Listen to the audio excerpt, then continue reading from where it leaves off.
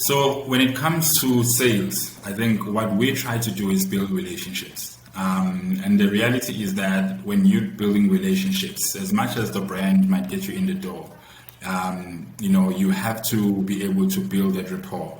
And the same way it works with funders, the same way it works with partners, you gotta create opportunities for people to work with you at small scale in order to be able to get them to understand more of what you're doing and for you to understand if really this is the kind of people you want to work with and what your expectations are.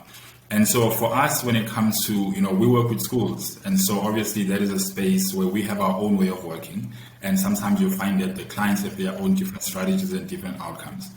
And so what we always try to do, obviously we want, we do research the companies who have been in the space, who have shown consistent interest in that space that we're in. And what we essentially want to do is to just get a pilot. We never go in first and just, land and grab and get as much as possible out of one particular company or one particular client. What we always try to do is to say, let's do a test, let's do a pilot, maybe let's do 1 or 2 locations. And because then, one, it makes it easier for the client to partner with you because they haven't worked with you yet. And so it's not so much of a risk for them to be able to come in and build that trust and that rapport.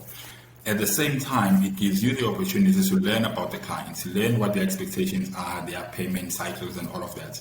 And once you're sort of on the inside, you understand their procurement protocols and everything, then you are able to start now looking and building relationships and start looking at other opportunities within to expand. And so from that one location, then you can say on the next cycle, maybe let's expand to 3 or 5 locations.